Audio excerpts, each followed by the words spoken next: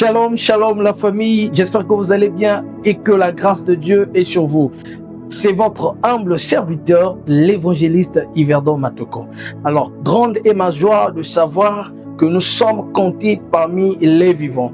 Comme d'habitude, je ne suis pas seul, je suis accompagné d'un homme qui n'est plus un homme à présenter, qui est l'évangéliste Fresnel Pungu. L'homme de Dieu, bonsoir. Bonsoir, l'évangéliste Yverdon. Comment allez-vous? Ça va très bien, merci. Ok. Nous sommes en train de poursuivre nos enseignements sur ce plateau que nous avons appelé Rétowab, qui veut dire réveille ton âme. Nous sommes en train de parler du réveil de l'âme. Et pourquoi on doit réveiller l'âme? La science, l'enseignement passé, nous avons compris pourquoi l'homme doit réveiller son âme. Mais aujourd'hui, nous allons mettre l'accent sur l'âme. Beaucoup des enfants de Dieu ne maîtrisent pas vraiment la notion de l'âme. Sur cet enseignement, nous allons comprendre, nous allons étudier avec vous ensemble la notion de l'âme. Nous avons dit que l'âme est régie en 3 dimensions, qui est la dimension pensée, la dimension émotion et la dimension volonté. Et ce soir, notre enseignement sera basé sur cette dimension que nous avons appelée la pensée. Alors, c'est quoi la pensée? La pensée, c'est cette capacité que l'homme a pour élaborer les idées, le jugement et le raisonnement, ou on peut appeler la raison. Plusieurs penseurs ont élaboré leur théorie sur la pensée, et parmi lesquels nous avons René Descartes avec sa célèbre citation, je cite, Cogito ergo sum, qui veut dire tout simplement je pense donc je suis. Ici, René Descartes est en train de montrer son existence du fait de penser. Pour lui, il dit l'homme existe au moment où il pense. Donc la pensée montre l'existence d'ailleurs de l'homme. Sinon, la pensée c'est l'être de l'homme. La pensée c'est la vie. En quel moment l'homme existe? Pour lui, il dit l'homme existe au moment où il est en train de penser. Alors, en quel moment nous sommes attaqués par la pensée, ou en quel moment notre âme est affectée et attaquée par la pensée? Nous allons donc laisser la place à l'homme de Dieu, l'évangéliste Fresnel, de nous enseigner comment l'homme est attaqué par la pensée et comment la pensée de l'homme est attaquée par le diable. L'homme de Dieu, qu'en pensez-vous? Merci. En premier lieu, je dirais, qui nous attaque? Alors, qui attaque ton âme? Je pense que ton âme est attaquée par le diable. Et je veux faire comprendre à quelqu'un, à quelqu'un qui me suit, à un jeune qui me suit, à un vieillard qui me suit, à une maman qui me suit, que le diable n'a pas la possibilité de lire tes pensées. Mais par contre, il a le pouvoir d'influencer et de contrôler nos pensées. Nous devons faire la différence. Que non, le diable ne peut pas penser à ta place.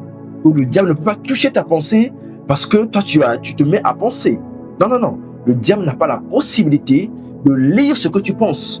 Mais il a la possibilité d'influencer et de contrôler tes pensées. Alors, posons-nous cette réflexion en disant à quel moment le diable arrive à contrôler ou à influencer la pensée de l'homme. Je dirais que c'est au moment où l'homme tombe dans cette dimension que nous avons nommée PDR. Que signifie le PDR? Alors le P signifie la peur. Le D signifie le désespoir. Le R signifie le rejet.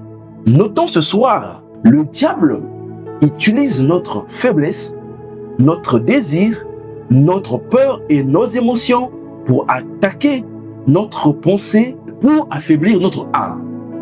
En particularité, nous parlons de la peur, qui est la grande porte d'entrée pour son influence.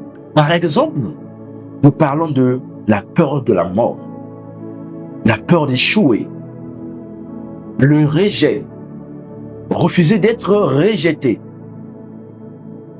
Tout ça, ce sont des mécanismes que le diable utilise pour nous neutraliser, pour neutraliser notre âme. Alors, soyons éveillés. Waouh, waouh, waouh, waouh, waouh. L'évangéliste Fresnel, vous venez là de nous donner une notion où vous avez parlé du PDR. Quelle grâce! Vous avez parlé du P en tant que peur, Oui. D en tant que désespoir et le R en tant que le rejet.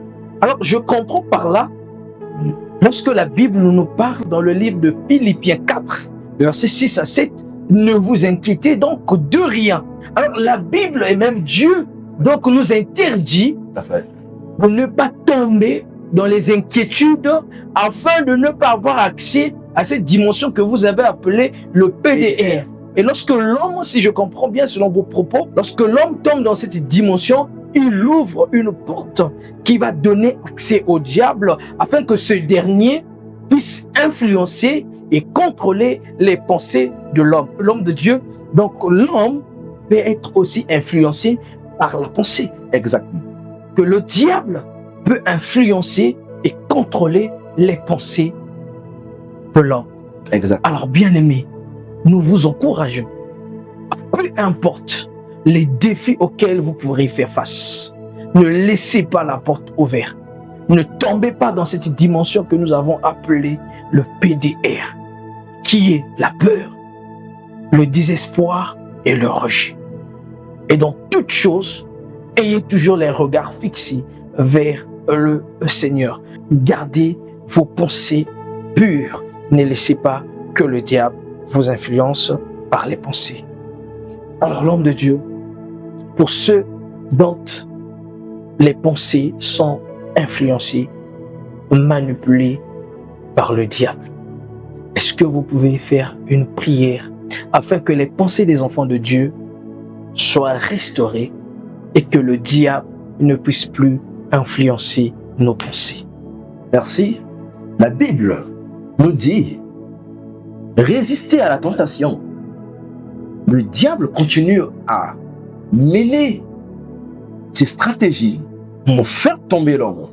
Il multiplie des stratégies pour que l'homme soit toujours dans son filet. Alors nous, en tant que des hommes de Dieu, nous vous interpellons ce soir afin que vous puissiez vous remettre en cause par rapport à la marche que vous avez débuté avec le Seigneur. Et même si tu n'as pas encore débuté avec le Seigneur, l'occasion est là pour toi de regarder ta marche actuelle pour donner maintenant la nouvelle vision avec le Seigneur. Car quand ton âme est fragilisée, tu es appelé à mourir. La mort te guette. Le Seigneur te dit, voici je me tiens à la porte et je frappe. Que si quelqu'un entend ma voix et ouvre la porte, j'entrerai chez lui, je souperai avec lui et lui avec moi. Je t'invite ce soir d'ouvrir la porte à Jésus afin que le Seigneur entre et que ton âme soit en sécurité, ton esprit soit en sécurité et ton corps, qui est le canal que le diable utilise pour pénétrer en toi, soit sécurisé et sauvé par le Seigneur. Prions le Seigneur. Éternel notre Dieu, nous te bénissons pour cette émission une fois de plus. Ta grâce nous est donnée d'édifier quelqu'un ce soir. Alors nous te prions. Touche, Père éternel, des cœurs qui te recherchent. Père notre Dieu, tu nous as dit de chercher premièrement le royaume des cieux et la justice. Ô Père éternel, viens au secours des armes, il y avait notre Dieu, les armes qui sont tombées, il y avait notre Dieu la stratégie, il y avait notre Dieu le système du diable.